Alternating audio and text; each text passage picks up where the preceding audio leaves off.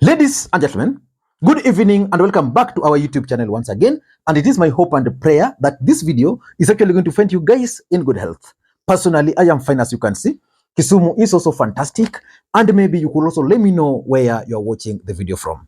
The county or the country in case you are out of the republic. And by the way, for this particular video, let me know your local market center. You could meet one of your village mates on this particular platform. Ladies and gentlemen, Raila Odinga, the Azimio leader, and Rigathi Gachagua, the Deputy President of the Republic of Kenya, today met face to face in Nyandarua during the burial of the late John Kiboko, who is one of the Mau Mau veterans. And as was expected, the two gentlemen confronted each other. As a matter of fact, Rigathi Gachagua had a two advantage over Raila Odinga in that particular funeral. Number one, Nyandarua County is in Mount Kenya, which means it is actually one of the strongholds of Kenya Kwanza, and for that matter, Rigathi Gachagua. And the fact that Raila Odinga could actually confront Rigathi Gachagua in that funeral is something which is not easy. As I was seated somewhere and I was thinking, and I was assuming that if this event was somewhere in, let's say, Siaya, Kisumu, or maybe Migori, and then Rigathi Gachagua is there attacking Raila Odinga like that, I don't think it would have been possible. But now Raila Odinga gathered the courage, went to Nyandarua and confronted Rigathi Gachagua. Number two, the second advantage Rigathi had was the fact that he was going to speak last because of protocol. He's the deputy president. And because of that, he had that ability to respond to anything and everything which Raila Odinga said. So in this video, I want us to try and go through that confrontation because I picked a few things which for me are significant politically speaking. But before we do that, in case you're watching this channel for the first time, please take a second or two, click that subscribe button so that next time we produce a video like this, YouTube will automatically notify you. And to the subscribers, I want to continue thanking you guys for your continued support, because without that support, this channel cannot be where it is. And as you know, today is Friday. It's not coffee day, so you can do the other one. You can do it on the numbers you are seeing on your screen. Ladies and gentlemen, by the way, this shirt here is designed by a gentleman called Jaro, Lake Market, Kisumu. So you can contact me if you need this kind of, it's so cute. Ladies and gentlemen, let us now dive in. I want to begin this video by looking at the response from Rigathi Gachagua, which I think should concern Kenyans. How he responded to Raila Odinga on the issue of Mandamano. Then I'm going to go then to specific issues which Raila Odinga said and their implications and how Rigathi Gachagua responded to them. Listening to Rigathi. Bwana former Prime Minister, I agree with you 100%. Our constitution has express provision for demonstrations, picketing, and all that goes with it. That is true. And that is why we allowed you and your people to do it. But what you did was not demonstration. Ilikuwa ni kuharibu mali ya Wakenya. Ilikuwa ni kupora mali ya Wakenya. Ilikuwa ni wizi ya mali ya watu ya Kenya. Ilikuwa ni kupiga polisi na mawe. Those were not demonstrations. That was theft. It was looting. It was destruction of property. That cannot be allowed in this republic. Na ndio tumesema hakuna, we will not allow you again. So vile mmesema mtazungumza, endelea na mazungumzo. Sisi tumetuma Kimani Ichung'wa, wewe umetuma Kalonzo, waendelee. Mimi na rais tuko kwa mambo ya barabara, tuko kwa mambo ya maji, tuko kwa mambo ya stima. Jana tumekuwa hapa Shamata mambo ya barabara. Mnataka tufanye kazi ama tuende mazungumzo? Torutawera karudia meario. Sisi tuko kwa kazi. Lakini if you agree, na muache fujo, na muache kuharibu mali ya watu, muache kuibia wa Kenya, we have no problem. Kupiga tu kelele kutoka asubuhi alafu mwende nyumbani, no problem. Lakini kuuza mali ya mtu, ngwe. Now that's Rigathi Gachagua. Most people have termed Rigathi Gachagua as fearless based on that speech. And they've also termed Rigathi Gachagua as a truthful man. I don't want to dispute that. But for me, The day Rigathi Gachagua will speak like that somewhere in Nyanza, that's when I'll agree that Rigathi Gachagua is fearless. But for now, I think he was just addressing his core support base. But let me begin by looking at the first thing Raila Odinga stated, which I think caught everybody by surprise.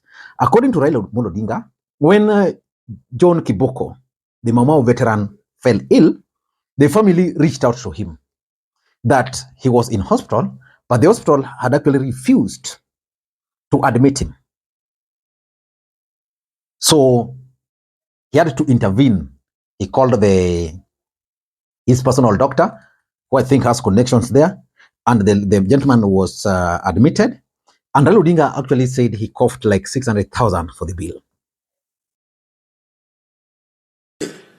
Tulikuwa naye katika matanga ya mama ya Kiboko. Amegonjeka na ameletwa hapa Nairobi Hospital, lakini wamekataa kumuadmit mpaka watoe pesa shilingi 600,000, na jamii hawezi kutoa hiyo pesa. Sasa wanataka kumtoa yeye arudishe nyumbani, na hako kwa hali mbaya. Nikasema hiyo haiwezekani.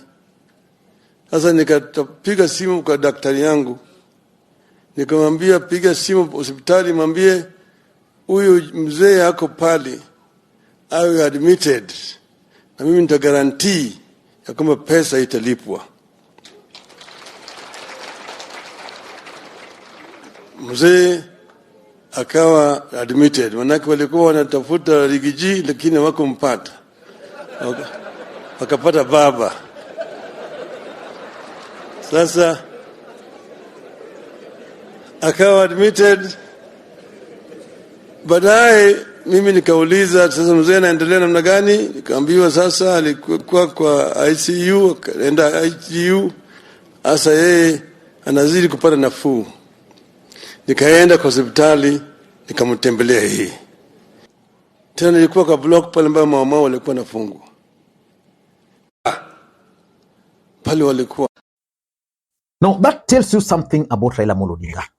We've seen so many cases where Raila Odinga has been captured, intervening in similar situations across the country without making much noise. But when Rigathi Gachagua stood to respond, he was like, when the bill went higher, then Raila Odinga had to now ask the family to reach out to him. The fact of the matter is that when this gentleman now died, he needed that medical attention. Raila Odinga had paid for the treatment which was ongoing. Then he died.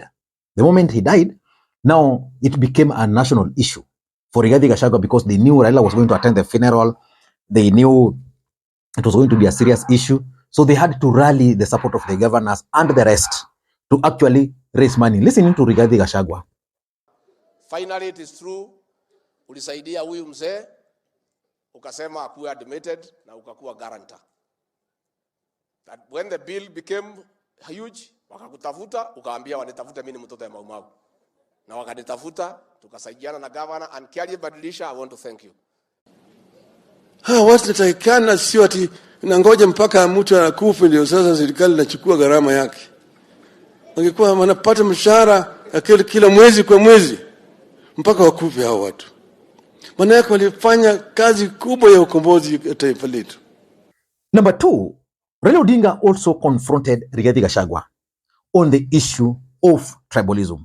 For me, that was significant and it was timely for Raila Odinga to confront Rigathi Gachagua in Mount Kenya over tribalism. Because Rigathi Gachagua has always stated severally that this government, or Kenya Kwanza government, is a shareholding government, which is okay. So Raila Odinga confronted him. Listen in. Kenyatta ni Mkikuyu. Wajaluo ni Wakikuyu walikuja pamoja kuleta uhuru, ndugu yangu. Kwa hivyo ubaguzi ya kikabila ambayo mnajaribu kuleta hapa, mwacha hiyo. Kenya ni moja. Sisi sote ni Wakenya. Na ukitufanya pamoja, Kenya itainuka. Na hiyo ndio hao jamaa walikuwa wanapigania. Uhuru ya Kenya pamoja. Hiyo ndio mimi nasema tufanye pamoja, tuko tayari. Azimio iko tayari kuongea. wacha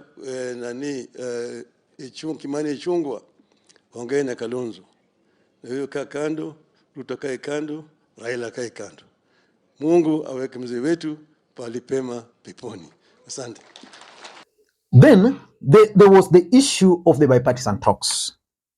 You know, of late, Rigathi Gachagua is opposed to the bipartisan talks, including today, the Bomas talks issued a statement where they castigated Rigathi Gachagua. So Raila Odinga basically explained to the people that there's no problem with people discussing. And he assured Rigathi Gachagua that for him and Azimio, they don't have any interest in joining Nusu Mkate, because that is the only thing Rigathi Gachagua and the group have been clinging onto to persuade the people of the mountain that Raila Odinga is only interested in Nusu Mkate. So today, the fact that Raila Odinga came out openly in the presence of Rigathi Gachagua to tell him that for us, we are not interested in Nusu Mkate. And of course, Rigathi Gachagua could not even respond to that. Sasa kila nchi inakuanga na shida yake. Kuna nchi ambayo haina shida. Uzalendo ni wale wote ambao wanaweza kuzungumza na kutatua shida zao. Hakuna mwenda wazimu na shida. Unaenda kwa barabara tuko bado kuna shida. Ndio sababu watu ukienda kule Ufaransa, watu kwa barabara, kule Senegal. Sasa Rigiji hakuna mbaya watu kuzungumza. Wacha watu wazungumze. Hata kama wewe hutaki kusikia maneno yangu, lakini sikiza tu.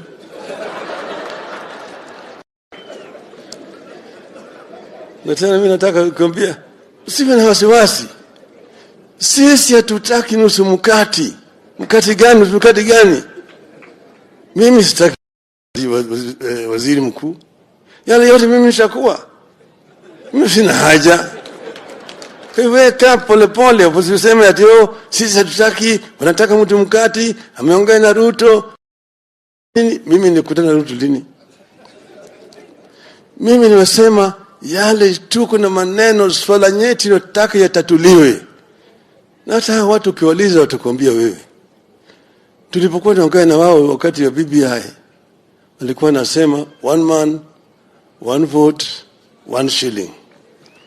Na hiyo utakuuliza hao watu Kenya wasungumuze wajulikane. Wengine wanasema 1 man, 1 kilometer na kadhalika. And lastly, there was the debate which was also very interesting. The debate of Mau Mau. You know, Raila Odinga explained that for him, he's always supported these Mau Mau people. And because of the fact that he's been detained, he's now ready. He can do that. And he challenged Rigathi Gachagua. But in his response, Rigathi Gachagua also, in my view, tried to cleverly bring the name of Jaramogi Oginga Odinga. That Jaramogi Oginga Odinga wrote a book that's not yet Uhuru. And he tried to link the issue of land grabbing, which is okay, because, you know, Jaramogi actually fought against land grabbing. And that's why he was kicked out of government by Jomo Kenyatta. But one thing Rigathi Gachagua failed to explain to Kenyans, because he told Raila Odinga, he challenged Raila Odinga to go and ask those who own those lands, because they are Raila Odinga's friends.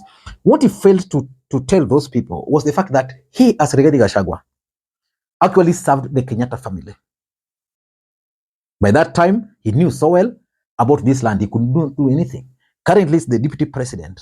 But the fact that he mentioned Jaramogi Oginga Odinga in good light is something which shocked me, because the next time you'll hear Rigathi Gachagua will be talking about Odinga family, including Jaramogi Odinga, as part of the dynasty.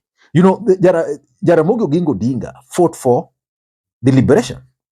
He fought for the Mau Mau. And Rigathi Gachagua forgot about the narrative which they've always advanced of the the dynasty versus the hustlers. So for me, I tend to think that in general, Rigathi Gachagua succeeded in countering Raila Odinga because of the two facts. That was his home ground and that was his opportunity. He had the opportunity to respond. But in general, Raila Odinga actually raised serious issues which he wanted to raise right from Mount Kenya. And Kenyans actually listened to those issues. I don't know what you think. That's my take. Thank you guys, and may you have a good day. Bye-bye.